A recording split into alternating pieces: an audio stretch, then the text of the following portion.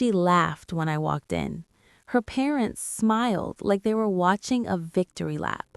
Then my sister lifted her hand, slow, deliberate, making sure everyone saw my grandmother's ring on her finger.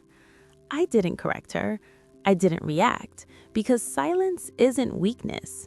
Sometimes it's a weapon. And by the time the truth finally surfaced, the music was already off, the smiles were gone, and that wedding never made it to the last song. Stay with me, because what I discovered next explains why I waited and why that wedding was never meant to finish. I almost didn't go. That's the part nobody ever believes when I tell this story. They think I showed up confident, ready to make a scene, ready to prove something. Nah, I sat in my car outside that venue for a full 10 minutes, engine off, hands on the steering wheel, telling myself I could still leave and no one would even notice. Because that's how it had always been. I was invited, sure, but never expected. The place was one of those picture-perfect barns they renovate for weddings. White lights wrapped around wooden beams, valet parking, champagne flowing like money wasn't a thing. I stepped out wearing a simple black dress I'd owned for years. Nothing flashy, nothing that screamed success. I learned a long time ago that when people don't know what you have, they show you exactly who they are. Inside, laughter bounced off the walls. People hugged, toasted, smiled big. My half-sister's engagement party was already in full swing, and I slipped in quietly, like muscle memory guided me. No announcement, no, "Oh my God, you made it." Just a few glances that slid past me like I was part of the decor. Then I heard it. She actually came. Not loud, not meant for me, but close enough to sting. I didn't turn around. I didn't react. I just felt that old familiar tightening in my chest, the same one I'd felt my entire childhood, when teachers forgot my name, when relatives introduced me as the other one, when my own dad said, "You know how she is," like that explained everything. I grabbed a drink I didn't want and stood near the edge of the room, watching my sister soak up attention like sunlight. She looked perfect. Expensive dress, perfect hair, perfect smile. And my stepmother hovered beside her, proud, loud, glowing. That's when I noticed it. The ring. Not the engagement ring. The ring my grandmother promised me on her deathbed. The room didn't spin, I didn't cry, I didn't confront anyone. I just knew, right there, with that ring catching the light on her hand, that I had never been invited to celebrate. I'd been invited to stay quiet. And the wild part? They had no idea whose building they were standing in. I didn't say a word that night, but what I found out in the next 24 hours turned that celebration into the biggest mistake of their lives. That ring wasn't about gold or diamonds. It never was. My grandmother, Ruth, wore it every single day of her life, cooking, gardening, even in the hospital when nurses kept asking her to take it off. She twisted around her finger when she was nervous, like it anchored her to this world. When I was 16, sitting beside her hospital bed with that awful beeping machine keeping time, she pulled my hand close and pressed the ring into my palm. "Not yet," she whispered, "but someday, because you're the one who survives." That's what she said. Not the favorite, not the loudest, the survivor. After she passed, the ring disappeared. My dad said Grandma must have misplaced it. My stepmother said maybe it was buried with her. And I was young enough, stupid enough to believe them. Standing there at that engagement party, staring at it on my sister's hand, I realized something ugly. It was never lost. It was taken. I watched her laugh with her friends, waving her hand around while telling some story, the ring flashing under those fairy lights like it belonged there, like she belonged there. My jaw tightened so hard it hurt, not because I wanted the ring for its value, but because it was proof. proof that I had never been part of their plans. I drifted toward the patio, needing air. That's when my stepmother finally noticed me. "Oh," she said, eyes scanning me top to bottom. "You came alone?" The question wasn't concern, it was judgment. I nodded. She tilted her head and lowered her voice. "You know, this is a big night for your sister. Try not to make it about old things." Old things, like my grandmother, like promises, like being erased. She walked away before I could respond, already bored with my existence. I leaned against the railing outside, the cold night air hitting my skin, trying to breathe through the anger curling in my stomach. That's when I heard my sister's fiancé talking. I wasn't eavesdropping, I was standing there first. He was on his phone, pacing, voice low but tense. After the wedding, we'll have access. Her parents think everything's solid.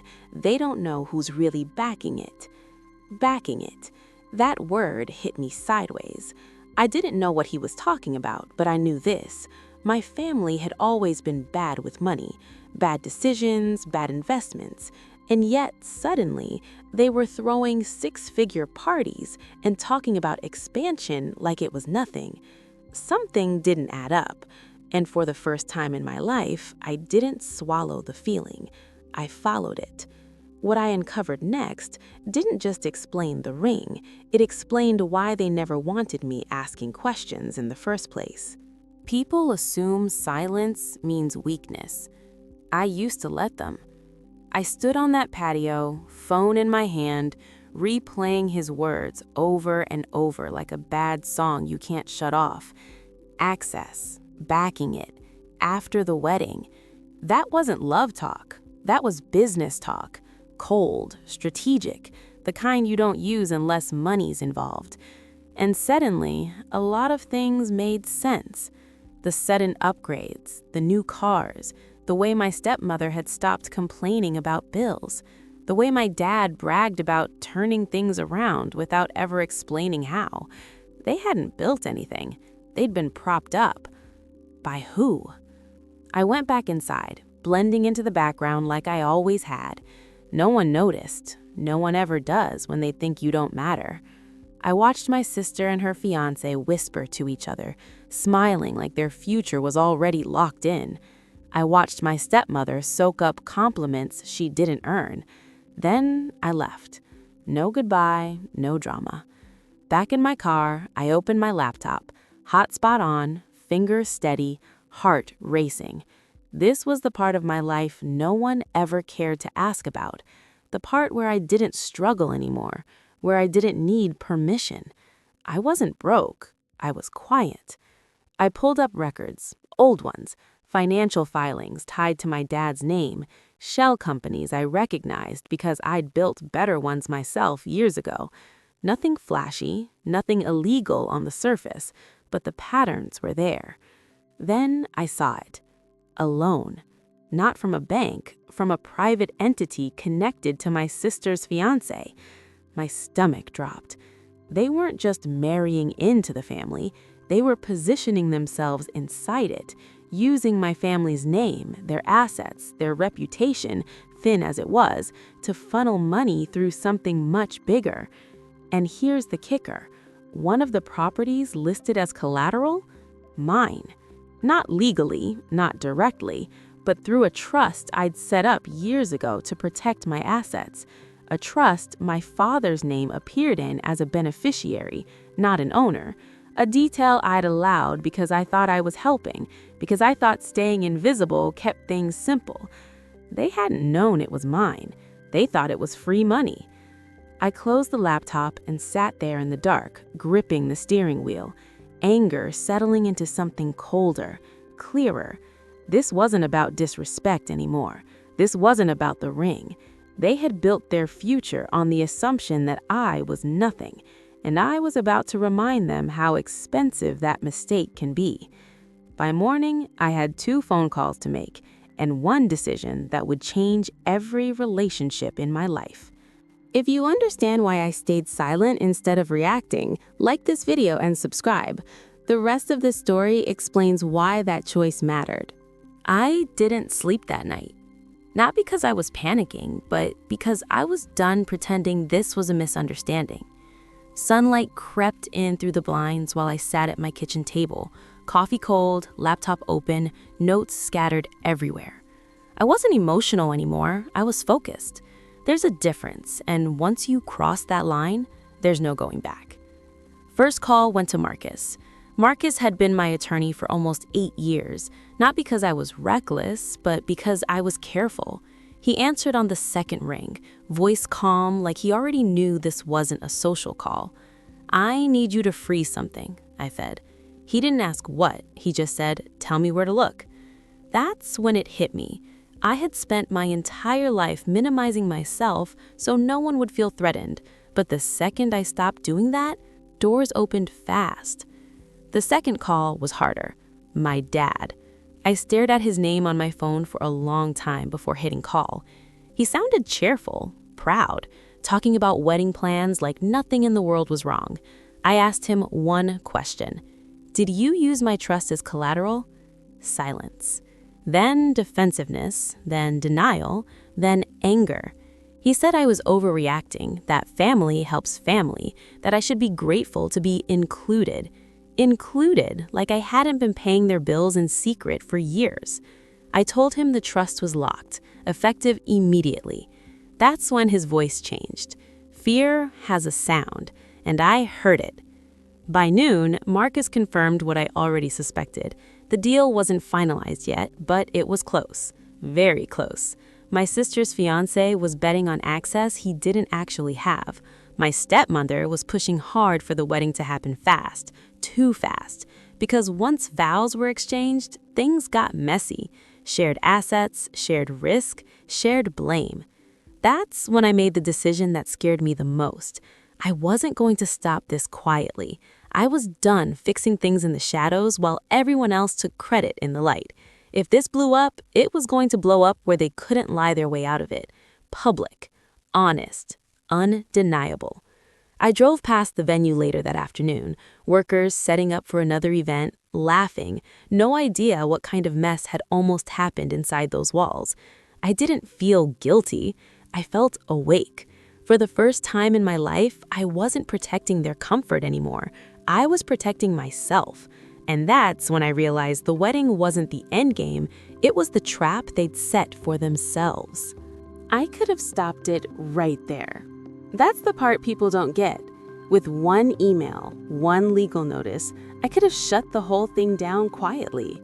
The venue would have canceled, the money would have frozen, my sister would have cried, my stepmother would have played victim. And nothing would have changed. They would have blamed me in private and smiled in public. They would have learned nothing. So I waited. I let them book the venue, let them send invitations, let them talk about forever and family legacy, like those words weren't already rotten in their mouths. Every deposit they made, every announcement they posted, pulled the knot tighter around their own lie. Marcus hated it. "This gets uglier the longer you wait," he warned. "I know," I said. "That's the point." I wasn't being cruel. I was being precise. Over the next few weeks, I watched everything unfold from a distance. My sister texted me twice, both times asking why I'd been acting weird. I didn't reply. Silence makes people reveal themselves faster than confrontation ever will. Her fiancé, though? He got bold. He emailed me directly. Friendly tone, fake warmth, said he wanted to clear the air and maybe talk about how we could all work together after the wedding. He mentioned opportunities, partnerships, growth. He never once mentioned love. That told me everything. I forwarded the email to Marcus, then to my financial advisor, then to a forensic accountant I trusted with my life. By the end of the week, I had timelines, paper trails, and something even better. Proof they thought I was desperate. They assumed I wanted back into the family, that I'd trade silence for belonging, that I'd cave if pressured publicly. They didn't know I'd already walked away emotionally years ago. The wedding date got closer. My stepmother started acting nicer. Too nice. Compliments, invitations to brunch, nostalgia texts about how close we used to be. I let her talk, because the closer people get to what they want, the sloppier they become. The night before the wedding, I stood in front of my mirror and put on the necklace my grandmother left me, not the ring, the one thing they hadn't managed to steal. I didn't look angry. I looked ready. They thought the wedding was the beginning of their future. What they didn't know was that I'd scheduled the ending. Wedding mornings are supposed to feel magical. That's what everyone kept saying. I woke up calm, too calm, the kind of calm that only shows up after you've already made peace with burning a bridge. I got dressed slowly, deliberately. Simple dress, clean lines, no drama. I wasn't there to compete. I was there to witness. When I arrived at the venue, it looked like a magazine spread. White roses everywhere, soft music floating through the air, people laughing like love was contagious. My stepmother hugged me the second she saw me, squeezing just a little too hard. "I'm so glad you came," she said, eyes scanning my face for something. Guilt, maybe. My sister was radiant, I'll give her that. When she saw me, she smiled wide, relief flashing across her face like she'd been worried I wouldn't show. She held out her hand to show off her ring again. "Isn't it perfect?" she asked. I nodded. "It suits you." And I meant it, in a way she'd never understand. Her fiancé barely looked at me. He was busy shaking hands, taking congratulations, playing the role. But I caught it.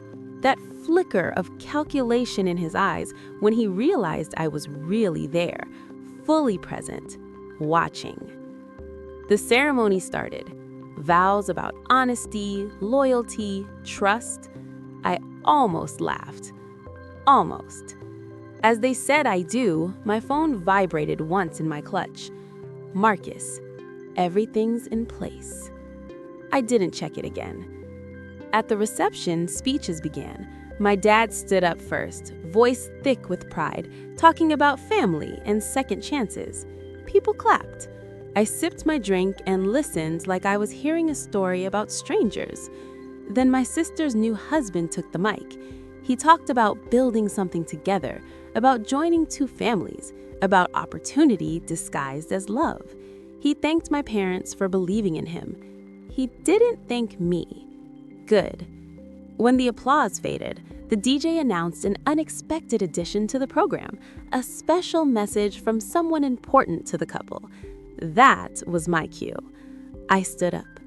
The room shifted before I even spoke.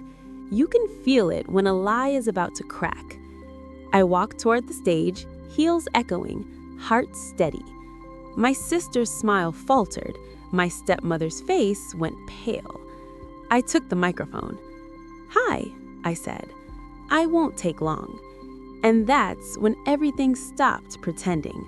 What I said next didn't just end a wedding, it exposed years of lies in under 5 minutes. The room was dead quiet. Not awkward quiet, heavy quiet. The kind where people stop chewing, stop breathing, like they sense something irreversible is about to happen. I held the microphone steady. No shaking, no tears. I looked out at a room full of faces that had ignored me for years, and for the first time, they were all paying attention. "I want to talk about trust," I said, since we've heard that word a lot today. A few nervous laughs rippled through the crowd. My sister's husband stiffened. My stepmother leaned forward, eyes sharp. I've spent most of my life being the low-maintenance one, the one who doesn't ask for much, the one who stays out of the way. I paused, let it sink in. "What people don't know," I said, "is that staying quiet doesn't mean staying powerless." A screen behind me lit up. Gasps rolled through the room like a wave. Documents, charts, timelines, names. I didn't look back. I didn't need to. I'd seen them 100 times already. These are financial records tied to the groom's business entities, I said evenly. They show borrowed funds, misrepresented assets, and collateral that was never legally his to use. Someone whispered, "Is this real?" My sister turned to her husband, searching his face. He wouldn't meet her eyes. I discovered, I continued, that my family's name and assets they believed were secure were being positioned to absorb risk they didn't understand. My dad stood up halfway, panic all over his face. "This isn't the time." "It's exactly the time," I said calmly. The groom finally spoke, voice tight. "This is a private matter." I smiled, just slightly. "You made it public when you invited everyone." The screen changed again. Emails, his emails. The ones where he talked about access, about after the wedding, about control. The room erupted. My sister covered her mouth. My stepmother shook her head, whispering, "No, no, no." Guests looked at each other, stunned. "I didn't do this to embarrass anyone," I said. "I did it to stop a lie from becoming permanent." Security shifted near the exits. I handed the mic back to the DJ and stepped away from the stage. I wasn't angry anymore. I was done. But the moment I thought it was over, someone I trusted broke down in front of everyone, and that changed everything. I barely made it back to my seat before the screaming started. Not from guests, from my stepmother. She rushed toward me, heels clicking sharp against the floor, face red, eyes wild. "How could you do this?" she hissed, like I'd just committed a crime, like I'd ruined something sacred instead of exposing something rotten. People stared. Phones were out. The fairy tale wedding had turned into a live train wreck, and everyone wanted a front row seat. My sister was still frozen near the stage. She hadn't moved. She hadn't spoken. She just stared at the screen like it might suddenly apologize. "I did this to protect you," I said quietly. She finally looked at me then. And God, that look hurt more than anything else. Like I'd betrayed her. Like I'd stolen something from her instead of saving her life. Her voice cracked when she spoke. "You could have told me." I swallowed. "I tried. You never listened." Her husband stepped in, hands raised, like this was a misunderstanding he could still negotiate. "This is blown way out of proportion. We can explain." "That's enough," a voice cut in. Security. Not hired for me, for him. The venue manager stood beside them, face tight. "There are serious allegations here. We need to pause the event." Pause. Like you can pause a detonation. My father finally reached me. He didn't yell. He looked old. "Why didn't you come to me first?" he asked. I met his eyes. "I did, years ago. You didn't hear me then either." That one landed. The groom's phone rang. He answered it, stepped away, and when he came back, his confidence was gone. He whispered something to my sister. Her knees buckled. Someone caught her before she hit the floor. Chaos erupted.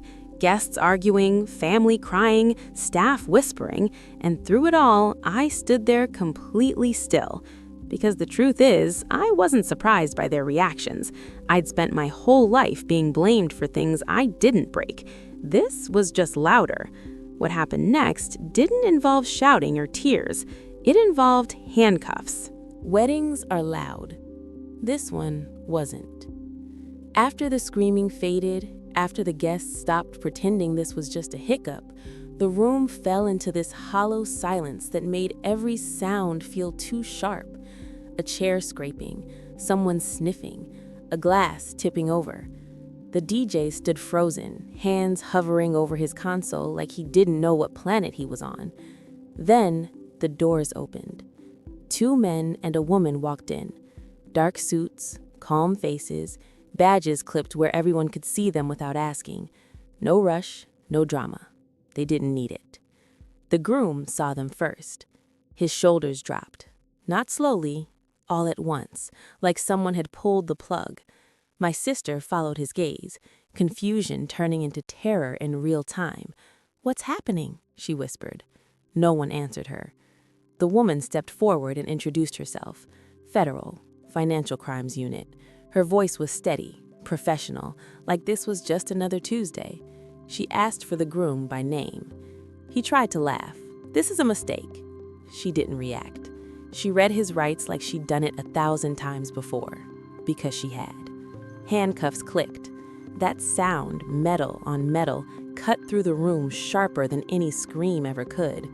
My sister made this small, broken sound in her throat, like her body didn't know how to process what her eyes were seeing. My stepmother collapsed into a chair, hands shaking, mascara streaking down her face. My father stood rooted to the floor, mouth open, watching the life he thought he understood disintegrate.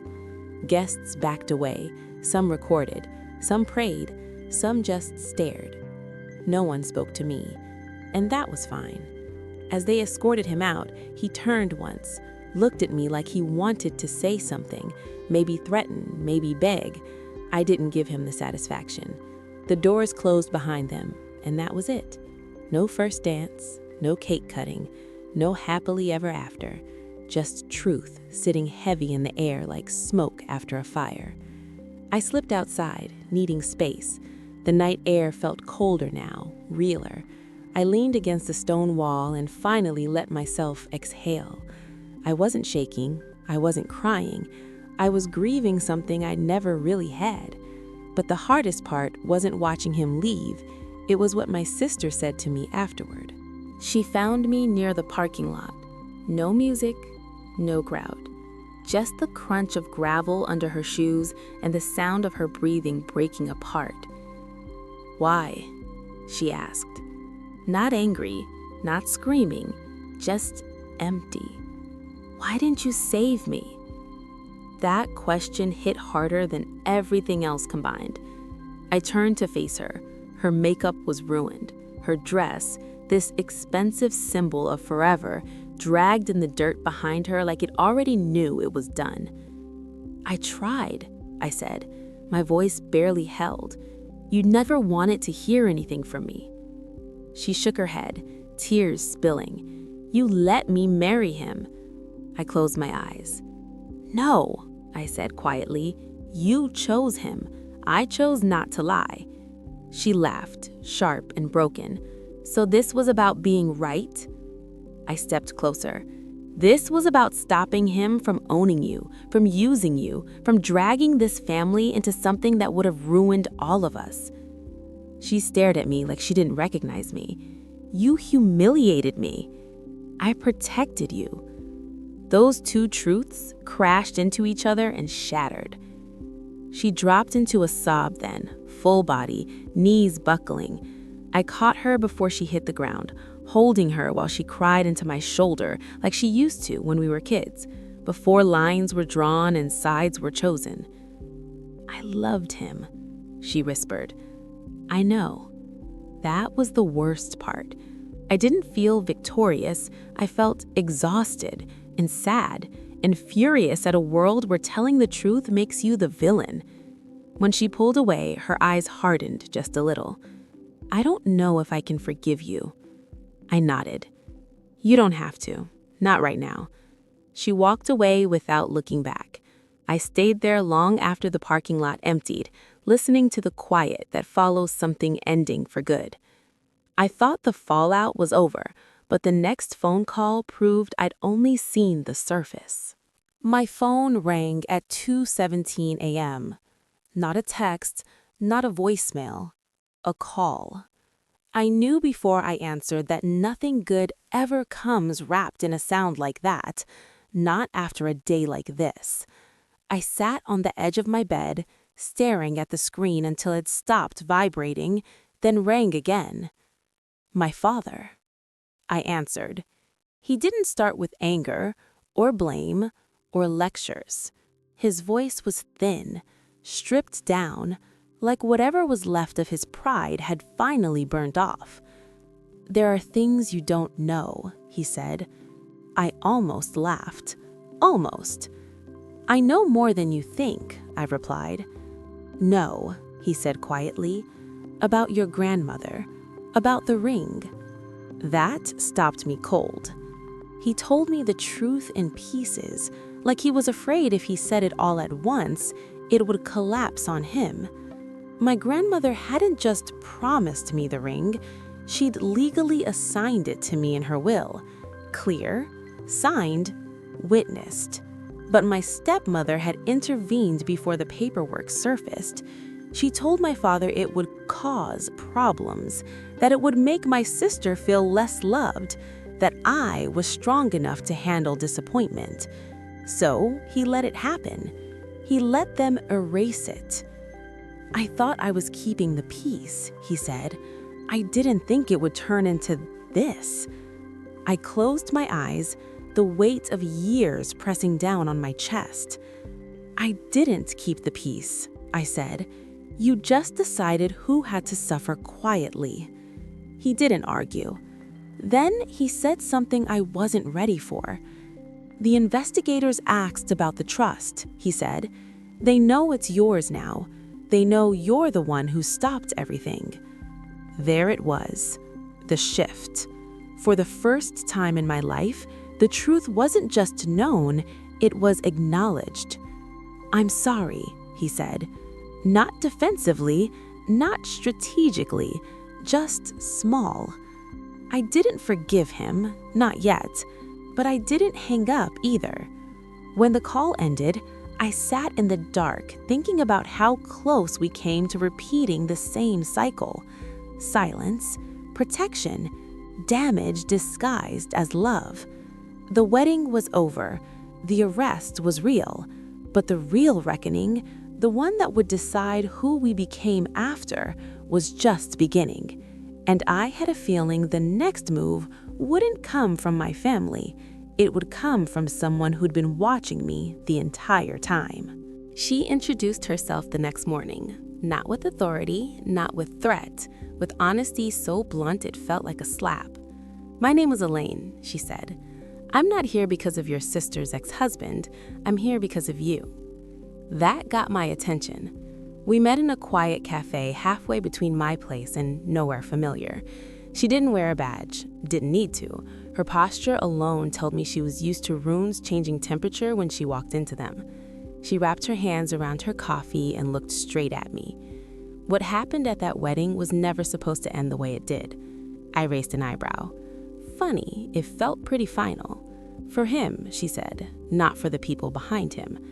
That's when she said the sentence that still lives in my bones. He wasn't the architect, he was the access point. She slid a folder across the table. Inside were names I didn't recognize, and when I did, mine. They were tracking asset behavior, she explained. Quiet wealth, clean structures, people who don't posture, people who don't talk, people like me. My throat tightened. So he married my sister to get closer to my family? Elaine shook her head slowly. No, he married your sister because you were already inside the family and invisible. That one hurt more than I expected. She continued, calm as ice. You built your life to avoid conflict. You stayed small publicly. That made you look controllable. When you froze the trust, when you exposed him publicly, you did something unexpected. What? I asked. You stepped into the light. She leaned in. That made you dangerous. I stared at the folder, realization settling in like a storm cloud. This wasn't just a failed con. This was a system, one that fed on people like my family, messy, emotional, desperate for legitimacy, and I'd blown a hole through it. They won't come after you loudly, Elaine said. They'll try to reposition, discredit, pressure, tempt. Why tell me this? I asked. She met my eyes. Because whether you want it or not, you're part of this now. And because you didn't just stop a crime, you exposed a pattern. She stood to leave, then paused. One more thing, she said. You weren't the collateral. I waited. You were the endgame. She walked out, leaving me with cold coffee, a racing heart, and the terrifying realization that the wedding wasn't the climax of my story. It was the signal flare. And somewhere out there, people were recalculating, fast. Elaine was right. They didn't come loud. No threats, no warnings, no dramatic confrontations in dark parking lots. That would have been too obvious, too messy. They came at me sideways. The first thing that happened was small enough to ignore if you wanted to. A client I'd worked with for years suddenly paused our contract.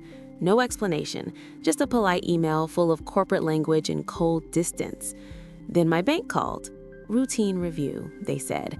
Then a journalist emailed asking questions that felt just a little too informed for comfort. Questions about my finances, my family, the wedding, patterns. I stopped pretending it was coincidence.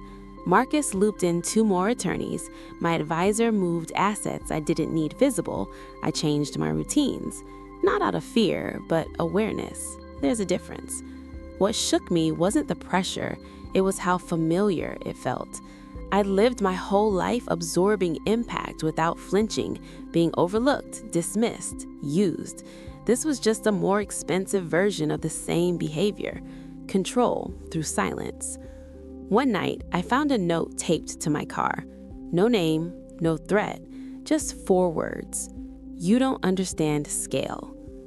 I sat there longer than I should have, staring at it under the streetlight, feeling that old instinct rise up, the one that tells you to shrink, to apologize, to make yourself less visible so the world stops pushing back. I peeled the note off and crumpled it in my hand. No, not this time. I called Elaine. She didn't sound surprised.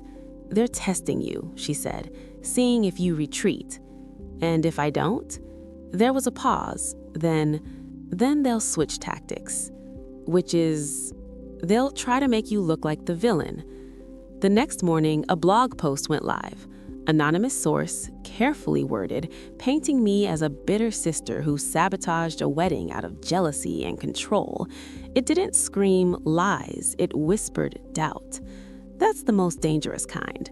Comments rolled in, some sympathetic, some cruel, some eager to believe the worst. I shut my laptop and went for a walk. I wasn't angry, I was clear. If they wanted a story, I was done letting them write it without me. Because the truth, I wasn't hiding anymore. And once you stop hiding, the rules change. What I decided to do next didn't protect my reputation, it detonated theirs. I'd spent years building everything quietly. No press, no panels, no credit. That was intentional. Visibility felt dangerous when you grow up learning that attention always comes with a cost. But silence had stopped protecting me, so I did the one thing they never expected. I used my name. Not in a defensive post, not in a messy rant. I sat down, opened a clean document, and told the truth, start to finish. Not just about the wedding, about the years leading up to it, about how being easy in a family often means being erased, about how predators don't look like monsters, they look like solutions. I didn't accuse, I explained. I published it under my real name and shared it once. That was it. No hashtags, no commentary, no follow-ups. By noon, it had been shared thousands of times. People recognized themselves in it. The quiet sibling, the responsible one, the person who gets used because they don't scream. Journalists reached out, real ones this time, lawyers too, and women, so many women. Messages poured in saying, "This happened to me. I thought I was crazy. Thank you for naming it." The narrative shifted, slowly, then all at once. The anonymous blog post lost traction. The comments turned. The same people who called me jealous started asking questions about him, about his business, about why federal agents don't usually show up to weddings without a reason. That afternoon, Elaine texted me one sentence. They're scrambling. That night, my sister called. Her voice was tired, raw, but different. "I read what you wrote," she said. "I didn't know all of it." "I know," I replied. There was a long pause. Then, "They lied to me about you for years." That one cracked something open between us. Not healed, but open. "I'm not ready to say I'm sorry," she said, "but I'm starting to see." "That's enough for now," I said. When the call ended, I realized something important. This wasn't revenge, this was alignment. For the first time, my public story matched my private truth. No shrinking, no editing myself to make others comfortable. And once that happened, the pressure eased. Because when you stop lying about who you are, no one else gets to use it against you. But the final reckoning didn't come from strangers online. It came from inside my family. And it came with a choice I never thought I'd have to make. We met at my father's house. Same living room, same couch where I'd sat my entire childhood, learning how to take up as little space as possible.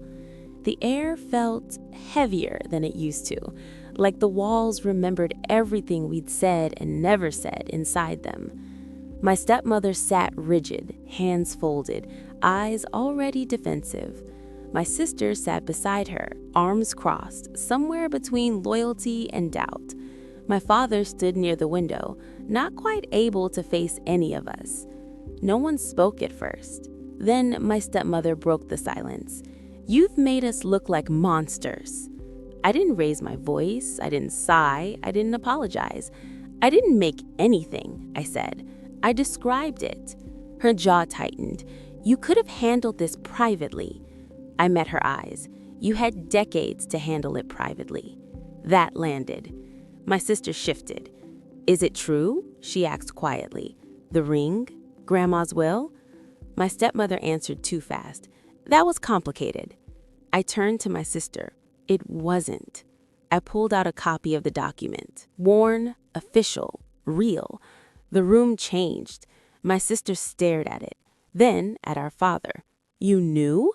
He nodded once, shame all over his face. "Why?" she asked him. He swallowed. "Because keeping things calm felt easier than being fair." That was it. That sentence shattered the spell. Because suddenly it wasn't about money or weddings or scandals. It was about a family built on the idea that some people absorb damage so others can stay comfortable. I stood up. My hands were steady. "I'm not here to punish anyone," I said, "but I am done paying for peace I never received." My stepmother's voice cracked. "So what now?" I took a breath. "Now you decide whether you want a relationship with me or the version of me that never speaks." Silence. My sister looked at me, really looked at me, for the first time in years. Her eyes filled with tears she didn't wipe away. "I don't want to lose you," she said. I nodded. "Then don't." That night, nothing was magically fixed, but something ancient and ugly finally lost its grip. And for the first time, I wasn't the problem in the room. I was the mirror. What happened next would decide whether this family could survive honesty or fall apart trying to avoid it. I didn't take the ring that night. That surprised everyone. My stepmother kept glancing at the document like it might dissolve if she stared hard enough. My sister sat frozen, hands clenched in her lap, waiting for me to demand it back, waiting for the moment where I'd finally win. But winning was never the point. A week later, I asked my sister to meet me alone. No parents, no lawyers, just us. We met at the cemetery where Grandma Ruth was buried, the sky low and gray like it knew this wasn't a celebration. She wore the ring. I could see the guilt in the way she kept turning it around her finger. "She wanted you to have it," my sister said before I could speak. "I know that now." "I know," I said. We stood there quietly, the wind moving through the trees, the past pressing in from every direction. "I don't want it like this," I continued, "not as proof, not as revenge, not as something taken back." She looked confused. "Then what do you want?" I reached into my coat and pulled out a small velvet box. Inside was a simple chain, strong, understated. I took the ring gently from her hand, feeling its familiar weight for the first time in decades. "I want it returned the right way," I said. I knelt and placed the ring at our grandmother's headstone for a long moment, not giving it up, reclaiming it. Then I slid it onto the chain and fastened it around my own neck. My sister's breath caught. "This way," I said softly.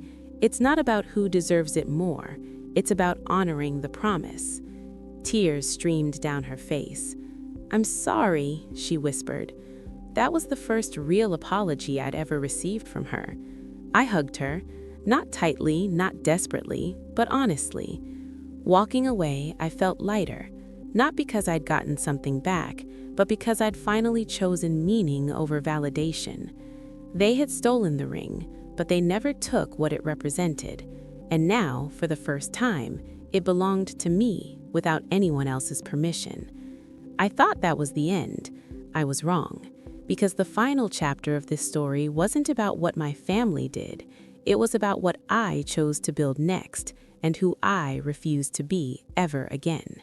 People kept waiting for the explosion. That was the strangest part. Friends, extended family, even strangers online, they all expected scorched earth, lawsuits, public statements, a final act that would humiliate everyone who had wronged me. They wanted a villain arc. I didn't give them one. Instead, I stepped back. I restructured the trust completely. Clean lines, no emotional ties, no names added out of guilt or habit. Marcus called it surgical. I called it peace. My father noticed immediately. So did my stepmother. The safety net they'd grown used to quietly disappeared. No announcement, no warning, just reality. My sister reached out more after that. Not every day, not with big gestures, small things, honest things. Coffee, long walks, questions she'd never asked before, about me, about who I was when no one was watching. Sometimes she cried, sometimes she got defensive, sometimes we laughed like kids again. Healing isn't linear, it's awkward, it's slow. It's choosing not to reopen wounds just to prove you were right. I stopped explaining myself to people who had already decided who I was. That was new. I declined interviews, turned down panels, let the story fade the way scandals always do once they stop being fed. Elaine checked in once more, told me the wider investigation was moving forward without me. "You did your part," she said. I believed her. One night, weeks later, I stood on my balcony, city lights stretching out below me, the ring warm against my chest. I thought about the girl who sat in her car outside that engagement party, wondering if she should even go in. She thought surviving meant staying invisible. She was wrong. Surviving sometimes means walking away without dragging the past behind you. It means choosing not to become hardened by what tried to break you. I didn't lose my family. I lost the illusion of who they were supposed to be. And in exchange, I gained something I'd never had before. Choice.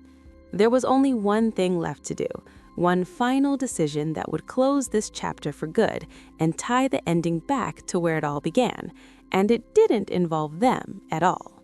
I drove back to the venue, not for closure, not for confrontation, just to see it without all the noise. It was a weekday afternoon, empty except for a couple of staff members setting up chairs for another event. Different flowers, different music playing softly through open doors, a whole new story about to unfold, one that had nothing to do with me.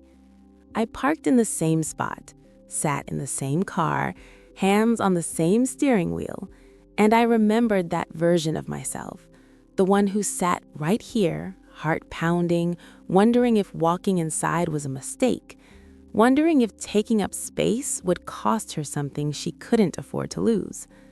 I smiled, because now I knew the truth. I didn't almost leave because I was weak. I almost left because I'd been trained to disappear. I stepped out of the car and walked inside.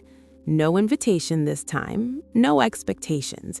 Just me moving through a room that once felt like a courtroom. Sunlight filtered through the windows, catching dust in the air, soft and ordinary, harmless.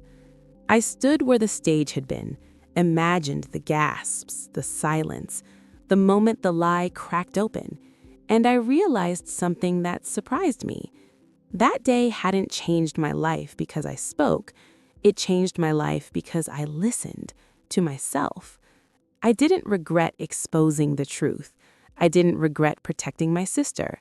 I didn't regret losing people who only loved the version of me that stayed quiet. What I regretted was every year I spent believing I was too much or not enough.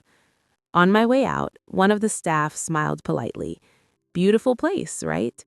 "It is," I said, and I meant it. Some places aren't meant to hold your pain forever. They're just landmarks, reminders of where you finally chose yourself. I got back into my car, started the engine, and drove away without looking in the rearview mirror. Because the story that began here didn't end in that room. It ended inside me. And the next module, the last one, wouldn't be about betrayal or weddings or rings. It would be about the life I built once I stopped waiting to be invited. I didn't announce my next move. That used to be my pattern. Waiting for the right moment, the right approval, the quiet nod that meant I was allowed to proceed. This time, I just acted.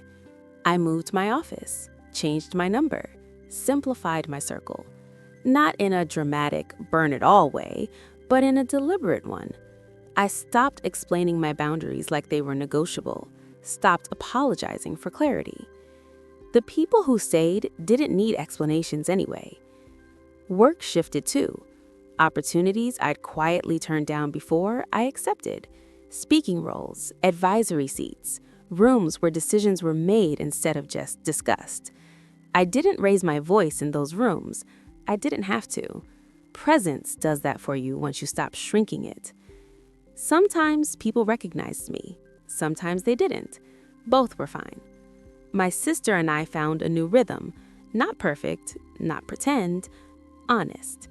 We talked about grandma more, about the way love can get distorted when fear runs a family, about how we were both shaped by different kinds of neglect. My father tried, in his awkward way, to reconnect. Some days I let him, some days I didn't. Healing doesn't mean access. The ring stayed where it belonged, close to my heart, but not heavy. A reminder, not a wound. And every now and then, I thought back to that first night, the one where I almost didn't go inside, where I almost chose comfort over truth. If I had left, the lie would have lived on, quietly, comfortably. Instead, I walked in, not because I wanted to fight, because I finally trusted myself enough to stay. That's what changed everything. Not the exposure, not the arrest, not the apology.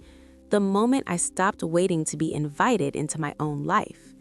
And with that, the story that started with a ring and a wedding ended with something far more valuable: agency. There was only one thing left to say, one last truth that tied every loose end back to the beginning. And it wasn't about them. It was about me. I used to think this story was about a ring, that if I could just explain the betrayal clearly enough, if I could line up the facts, the documents, the moments, people would understand why it hurt so much. But standing here now, with distance and clarity, I know better. The ring was never the point. It was a symbol, a test, a quiet measure of whether my voice mattered when it was inconvenient, whether promises made to me counted if honoring them caused discomfort. For years, the answer had been no. That's why I almost didn't go inside that night. That's why I learned to sit in parking lots, convincing myself that being invisible was safer than being seen. But here's the truth nobody tells you. The moment you stop waiting to be invited, everything changes. I didn't win because someone was arrested.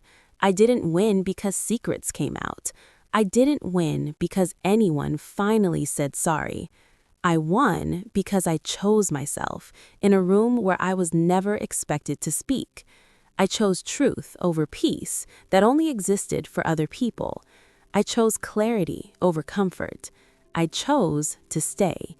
And if any part of this story feels familiar, if you've ever been the easy one, the quiet one, the one expected to absorb the damage so others don't have to, then hear me clearly. You are not invisible. You are not difficult, and you are not wrong for wanting what was promised to you. Sometimes the bravest thing you can do isn't walking away, it's walking in and refusing to disappear. If this story moved you, if it hit closer to home than you expected, stay with me. Subscribe, because there are more stories like this, stories about truth, quiet strength, and choosing yourself when no one else does. And if you're still watching right now, leave a comment and tell me one thing. What's the moment you stopped or need to stop waiting to be invited? Because your story doesn't start when someone chooses you. It starts the moment you choose yourself.